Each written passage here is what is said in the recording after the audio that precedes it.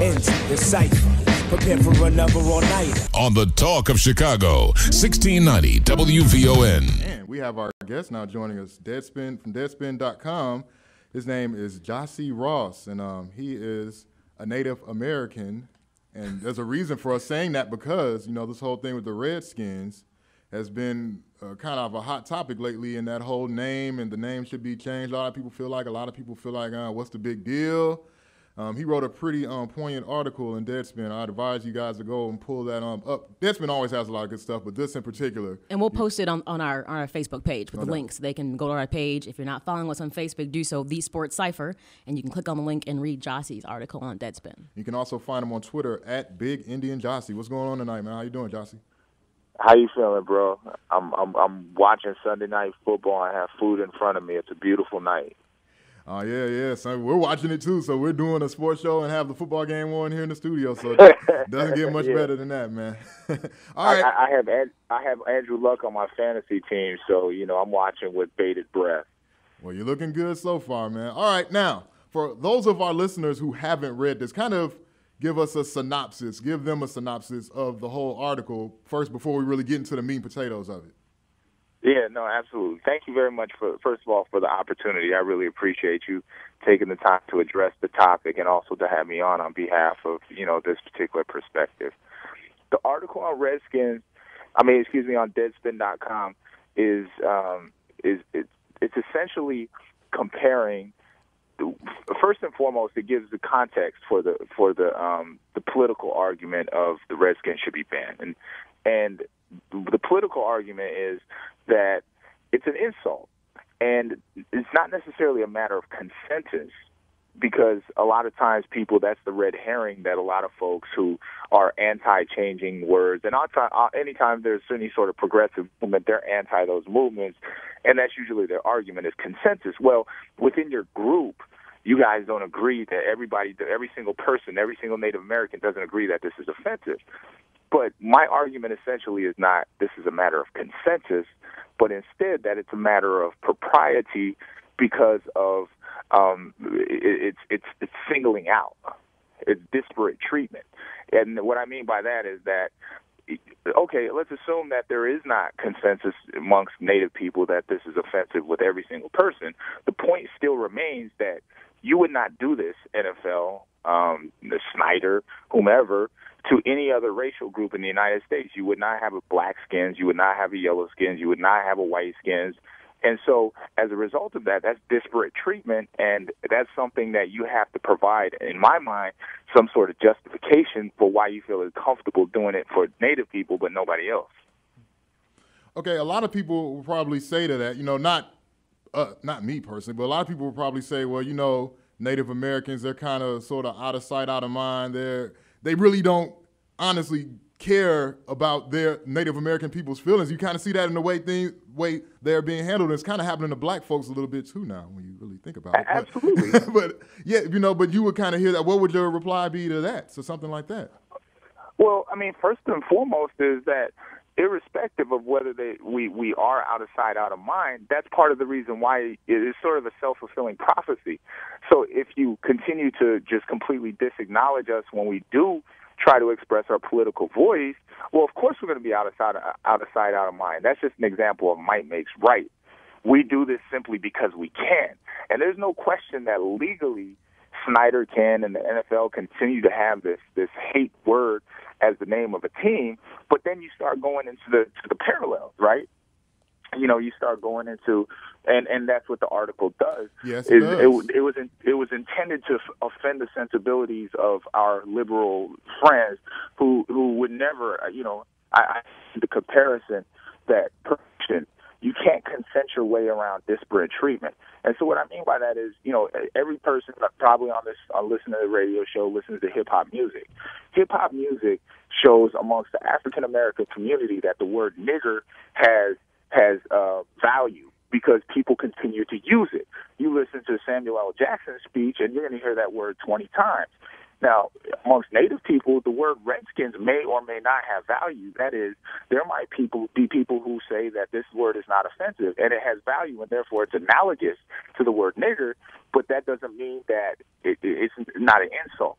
And as a result of that, anytime you have any sort of racial animus on a legal level, you have to provide some sort of justification empirically on why you allow that disparate treatment to exist. All right, now I love the artwork. You know, it kind of catches people's eyes when they see the article. You have the Straight Outta Compton album cover with the Redskin Indian heads. That's kind of dope, and it kind of hammers home your point of what you just said. So obviously there, amongst the Native American culture, there aren't people walking around saying, "What's up, my red skin?" and all that stuff. That's not happening, right? Well, there's derivatives of the word. So, for example, one of the things that, you know, I write an article regularly in Indian Country Today, MediaNetwork.com, and it's called The Thing About Skins. That's a derivative of Redskins. That's something that we use as an identifier. And once again, that's something that will show that it has value internally. But once again, so going back to the context of niggers and people, black folks, you know, rightfully choosing within their own discretion whether or not we want to use this word, whether or not this word has merit to us, this is something that we discuss internally.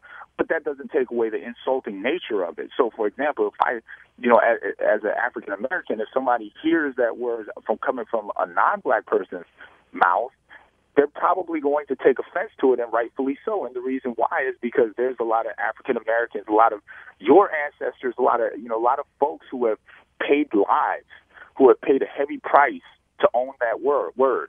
And we say the same thing about the Redskins. We own that word. We paid a heavy price. There's been people who have died, literally. The context of the word, the offensive nature, because nigger, keep in mind, started off as a pretty innocuous term. It was simply the Spanish word for black. Mm-hmm. Similarly, the word redskin at one time was just used as an identifier, simply to identify Native people and distinguish them from white folks. However, at one point in time, and this is a matter of empirical fact, you can look at this in California, you can look at this in a lot of places where there were scouts that were paid bounties for Native scouts to kill the people, scalp the Indian, and the proof of that, the receipt to show that you were going to get your $25 in exchange for that scalp, was that to prove the red on the skin of the scalp. Wow, pretty good interview right here with Gyasi Ross from DeadSpin.com. You need to check this article out that he's written about the whole redskin term and the comparison, you know, to the term nigger, you know, and also the alternative terms that us as African Americans use for this. Now, I haven't been obviously the only person that has said this, but the plights of Native Americans and blacks are really, like, you will see these LGBTs and a bunch of other people who try to compare their plights to African Americans. The only ones that are close to being similar are Native American and African American. Yeah, I agree. I mean, you know, it's interesting because I used to think that it was a lot different because Native people, you know, we were discriminated against by integration because we wanted to be left alone, and black folks were discriminated against by segregation. Well, we want to keep you out.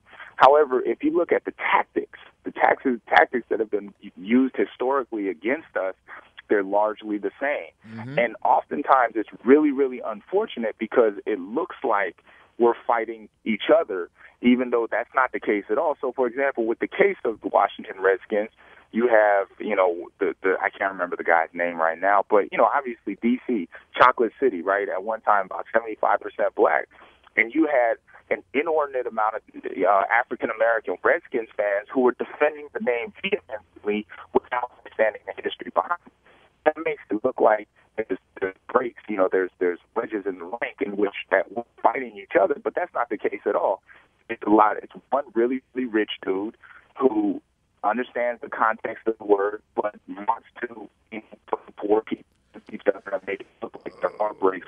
See if we can get a better connection with Gyasi real quick here, guys, because this is compelling stuff. Malcolm, see if you can get Gyasi in a better spot. But pretty interesting stuff right here, Maya. Yeah, you are, like, very quiet. I've never seen you like this before. I'm just listening to what he's saying.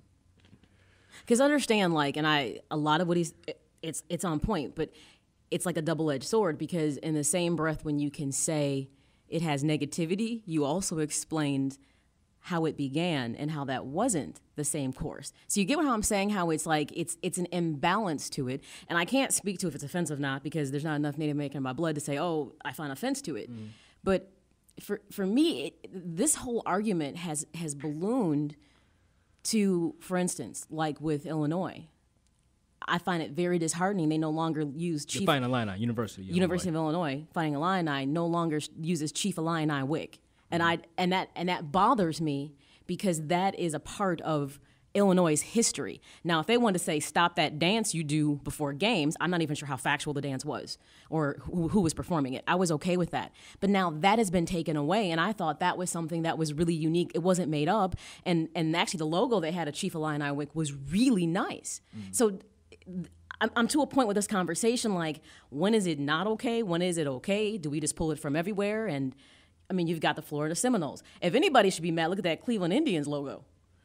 Okay, Gyasi, we have our guest, Gyasi Ross, back. Do you want to respond to that, Gyasi? I don't know if you heard everything I said. Yeah, can you hear me? Can you hear me? Okay? Yeah, we can hear you better now. We can hear you better now. Okay. Thank you. Yeah, I think that each case, it's a case-by-case thing, and I can't speak for the totality of every single Native mascot. So, for example, where I'm an enrolled member of the Blackfeet Indian Nation, which is from Browning, Montana. Our mascot is the Browning Indians. The reason why, because I come from a reservation where it's about 97% Native, and when we go to these surrounding white schools, people know, hey, the damn Indians are coming. And so it's not something that we hide from. It's something that we're very proud of. Gyasi, do you have a few minutes? We're up against the top of the hour break. Can we bring you back on the other side of our NBC News break for a few more minutes? Yeah, absolutely. Thank you very much. I would love to. Okay. Welcome back to the Sports Cypher. I'm Maya Khan with Farouk Basir.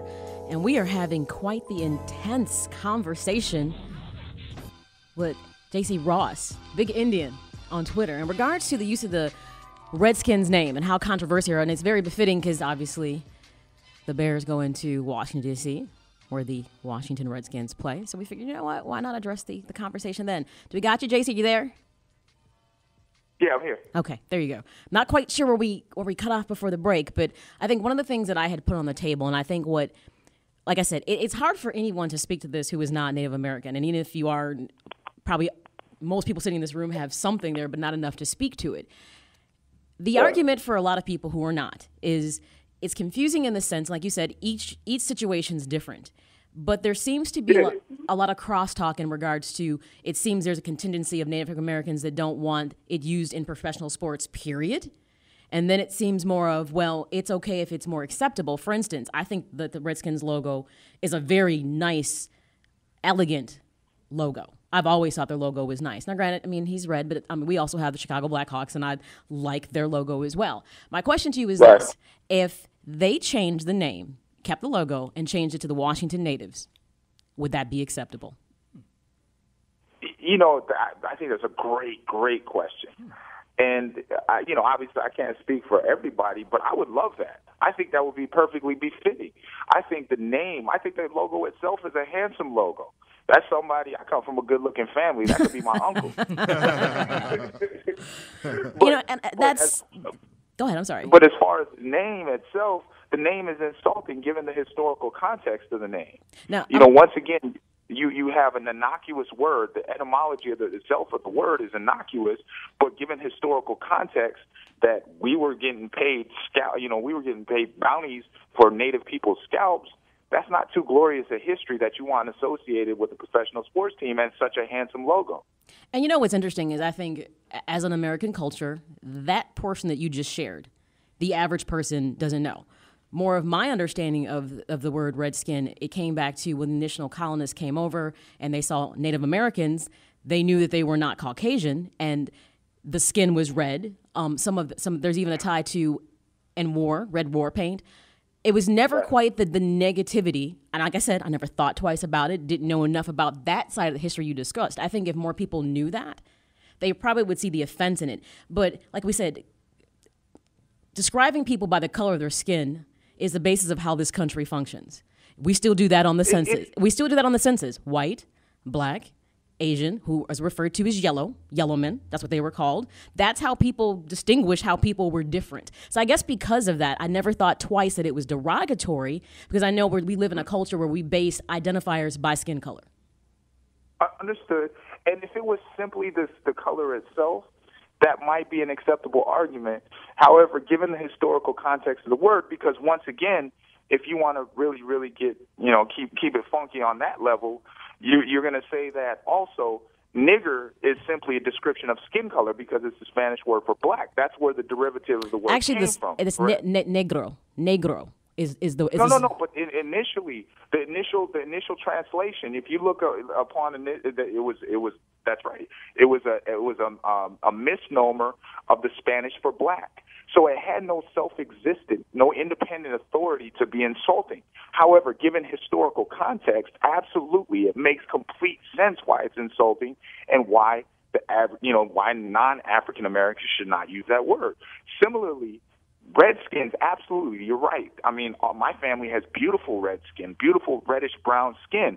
But given the historical context of the word where people were scalping natives and using that as redemption for the $25 that they were going to get for this bounty, that similar seems to me like it would be something that you would want to disassociate yourself with given history. It's an ugly history. What about, let me play the devil's advocate on this. What happens if someone says, well, scalping is something that Indians did to colonists. They took their scalp and it was white. So because it was exchanged back, all of a sudden it was wrong because they weren't doing it? Because you're going to have some people who are going to bring that up, that Indians were known for scalping. Well, and that would be that's fine. I don't mind answering that question, but I'm not familiar with a team called the Whiteskins. And so you have a composition. You have a recipe. Yes, you do. You know who they are. They're called the Bolton Celtics. The Fighting Irish in Notre Dame. Stop playing. You know who they are. Come on. I'm just kidding. I'm kidding. My point is that you don't have it as a spectacle that's being displayed and being celebrated along with people in the stands that are in faux native regalia that are pantomiming what they consider to be native celebration or ceremony every single week. So that's not on display. Moreover, given the historical context, that the truth is that the Native people, we were pushed to the point of extermination, only 250,000 of us remaining in the year 1900. That's a continuing stomping of the grave of all those people who were scalped and killed in previous centuries. But I do want to address a particular question that you asked earlier regarding kind of where does this stop? Do we change the name of every single team? And I don't think that's what people are pushing for. I don't think I've heard some people say that, but I think that's in the extreme minority of Native people who are interested in that. We see a particularly ignoble history to the word Redskins. Once again, not necessarily the mascot, the symbol, but definitely to the word, given the loaded historical context. And I think that's understandable because, and when the people come with the justification of history and legacy, well, this has such a tradition. Let's keep in mind that tradition isn't necessarily a good thing. This nation had a history of slavery at one time. There was a history of segregation. That was the main argument against Brown versus Board education, where they had previously from Plessy v. Ferguson. That's my day job, is I'm a lawyer, and they had the separate but equal doctrine. And just because that history, that tradition is there, doesn't necessarily mean it's right. And so I think that it's probably good to be on the right side of history instead of celebrating something simply for the sake of history. Man, we got to have you back, Gyasi, man. Tell our listeners where to find you at, brother. You can find me at Big Indian Gyasi at Twitter.com. I'm there. Or alternatively, I'm at Cutbank Creek, just like it sounds, 3 words, but it's Cutbank Creek Press.com. CutbankCreekPress.com. I write books, and I have books. Another book coming out December 1st called How to Say I Love You in India. And it'll also be available on Amazon and Barnes and Nobles. But those guys are charlatans, and they take your money. So come directly to the website. Big Indian Gyasi at Twitter.com. And thank you so much for the opportunity. I really appreciate you guys' attention to this. Man, thank you very much for joining us and enlightening us tonight. We appreciate it. Thank you. Have a wonderful night. You too. All right, Gyasi Ross with some excellent stuff right there. We're going to definitely post that article to our Facebook page, so make sure you go there, facebook.com/Sports Cypher, and read it. Now I know why it was so well written. He's an attorney. Because when I read that article, I was like, man, this is just an awesome article. He's an attorney. That explains it. And we're going to try to have that on our YouTube, that interview on our YouTube page, as well as it's going to be in the podcast on Wednesday night as well. So, yeah, that's good stuff right there. Right now.